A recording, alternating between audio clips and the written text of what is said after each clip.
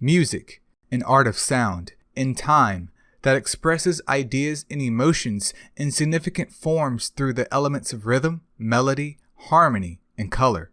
The word music is one that all of us can relate to in some shape or form. While our tastes are as unique as we are, the impact music has had on us throughout history shows that it is more than just art. It is a medium of communication that brings us all together. Recently, due to technological advances, other forms of mass media have also been created, such as podcasts, films, television, and video games. And within those particular forms, music or the absence of it is used to further emphasize the meanings the creator wants to get across. Released on the Xbox 360 and PlayStation 3 back in June of 2007 by Tri-Crescendo, a video game developer that predominantly focused on sound production in its earlier years, comes Eternal Sonata, a JRPG focused on a composer by the name of Chopin, who in the final hours of his life navigates through his dreams one last time.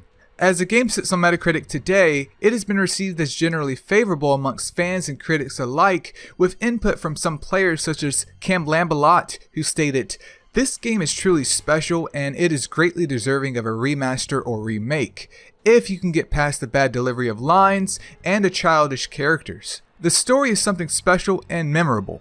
While another user by the name of BetGold had this to say, "I love the art and music in this game, but the story was complicated in some points, but original. The only thing that bothered me was the cutscenes. Sometimes they were too long, but overall I do not regret playing it." BetGold, my dude, short cutscenes in a JRPG? Say goodbye to like half the game. Lastly, from a user named KimSnarf comes this review. "The story is cute but overly simplistic and somewhat eccentric. Extremely linear plot.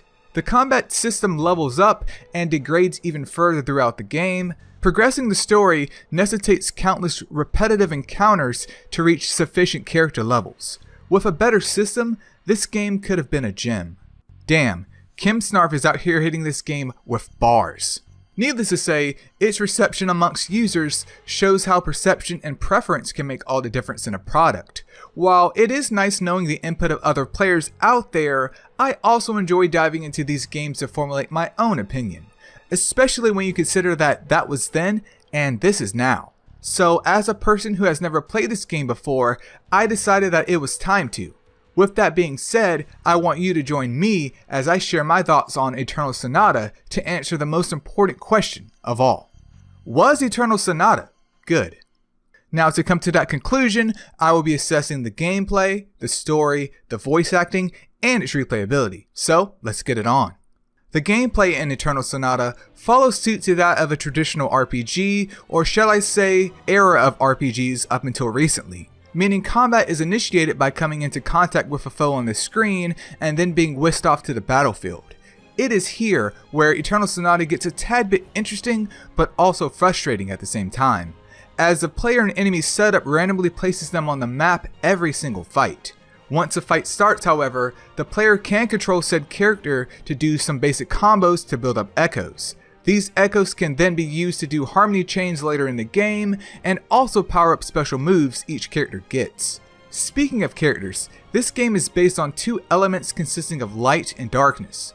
The majority of characters get a mix of both elements, but the reason why I mentioned it was because these moves are dependent on the battlefield and the player's equipment. If the player is in the shade, their moves will switch to darkness, and when they are in the sunlight, it goes to light. This also affects some enemies by changing their forms, but the general loop of the gameplay goes like this. Get into battle, stack up echoes with your regular combo, and then drop your special attack with a high multiplier to hit the enemies like a butt cheek on a stick. Rinse and repeat until you go into a boss fight and get massacred. Listen, I kid you not, the bosses in this game can be relentless, or as my favorite character would say, "How pitiful, you soulless creatures."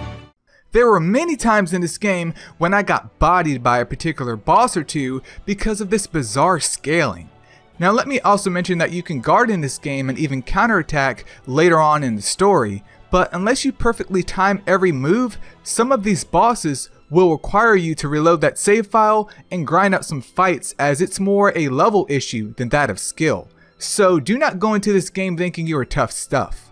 Lastly, I would also like to mention that in this game the battle system changes over time. In the beginning, it is very lenient in allowing the players to scout out their surroundings without penalty. By the end of the game, however, it trades that safety for a more aggressive approach. It is an interesting idea on paper, but could have been executed in a better way. For the most part, the combat in Eternal Sonata is unique, but also painfully average. While more skill slots can be unlocked later in the story for more moves out there in the battlefield, it ultimately falls just short of fulfilling. Perhaps team attacks that change depending on the party members, or even specials based on Chopin's work, could have added the engagement needed to make the combat feel more fluid and speed up the grinding segments. But let's move forward and shift our eyes to the story next. The story in this game follows right behind its combat. At times, it is interesting and even a little mysterious, and then at other times, well, I'll let the game speak for itself.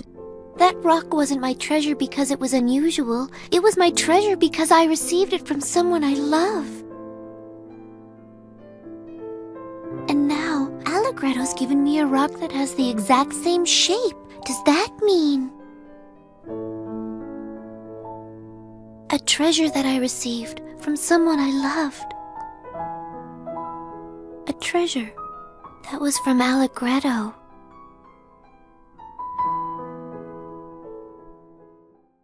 The story begins with Chopin, who is only hours away from death due to tuberculosis. In what is his final dream, he then meets a young girl named Polka. Polka is an interesting case, as in this dream world, those who can use magic are deemed terminally ill, meaning they are destined to die soon. This little twist was what got me interested in seeing how the rest of the story would unfold, as Chopin also had sisters that died at the age of 14, which is the same age as Polka.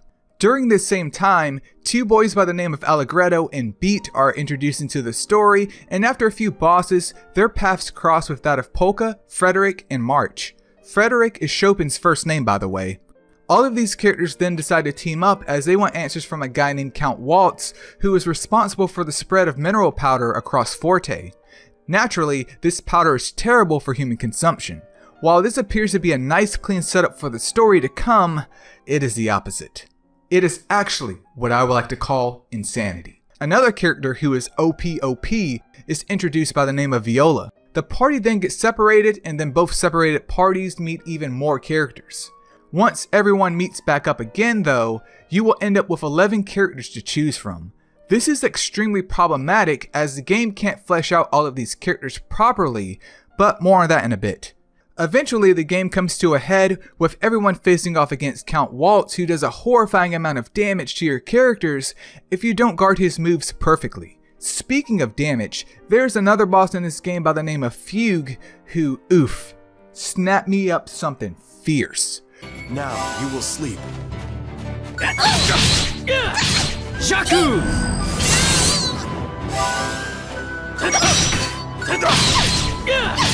Dark presence! Very commendable.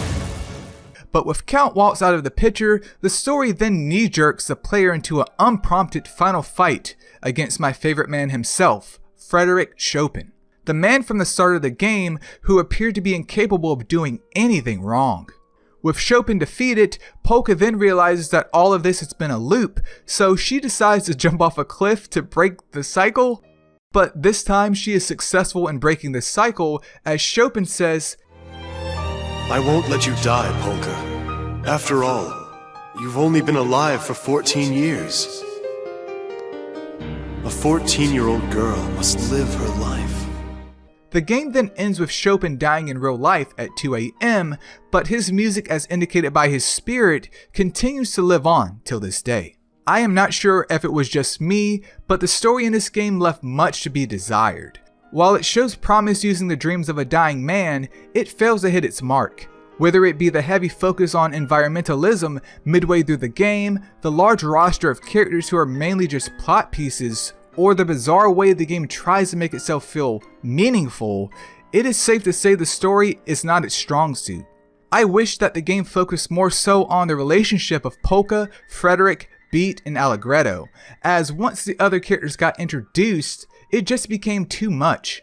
But I will say this, I enjoyed the ending scenes of every chapter that explained Chopin's life with music playing in the background. It was weird at first, but it was something that I look forward to at the end of every chapter. If only the game focused on those entries as a base of inspiration and not mineral powder. Nevertheless, let's move on to the voice acting. As stated previously, this game contains 11 characters to choose from, meaning that the main cast alone carries with it a massive roster. Allegretto is voiced by Sam Riegel, RIP if I pronounced that wrong, who also voiced Flynn from Tales of Vesperia, Phoenix Wright, and most recently Viral from Gurren Lagann, the movie. Polka, who is voiced by Aaron Fitzgerald, who also played Alcade in .hack GU, great game by the way, and Ennis from The Legend of Heroes. My favorite man Frederic is voiced by Patrick Zietz, who also voiced Zephyr in Tales of Arise, and even Dio Brando for those dubbed anime listeners. Last but not least is Fugue, who is voiced by Johnny Young Bosch. Now, he was worth mentioning too, as he voiced Ichigo from Bleach, Joshua Bright from The Legend of Heroes, and even Nathan from Yokai Watch. Yo, who remembers those games?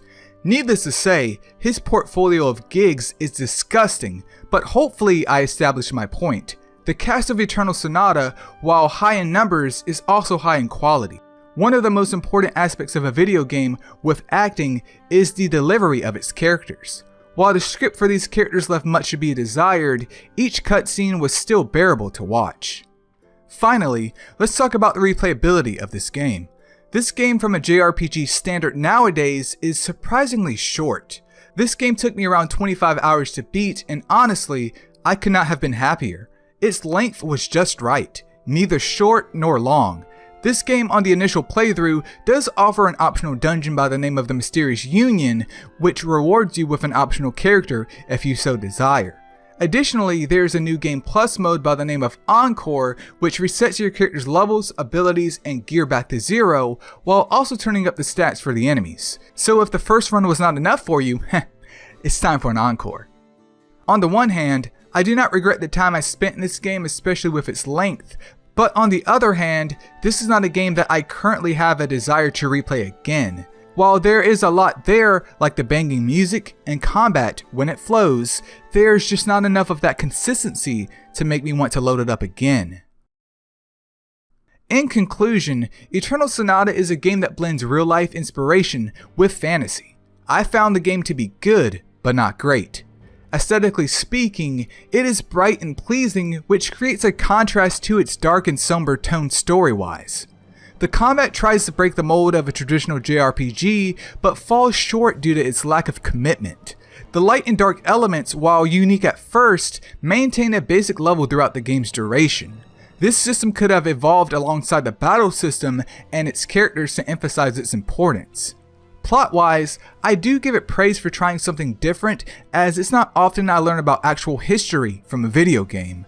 But outside the Polka twist and the summaries given at the end of the chapter about Chopin's life, its execution felt more inspired than imaginative. While this game isn't outright amazing, it also isn't bad. It just felt like it lacked confidence in what it ultimately was trying to accomplish. At the end of the day, this isn't a game that I disliked, but I also wouldn't say enjoyed it. This game is a perfect example of an average JRPG, but I can certainly see the interest it carries, especially those intrigued by a composer inflicted with illness. While this game appears to be forever trapped in the 7th console generation, a remaster would be interesting with additional quality of life updates based on the PlayStation 3 version. But I, however, have said enough. Eternal Sonata, please take it away. Oh, you'll see him all right. From yourself.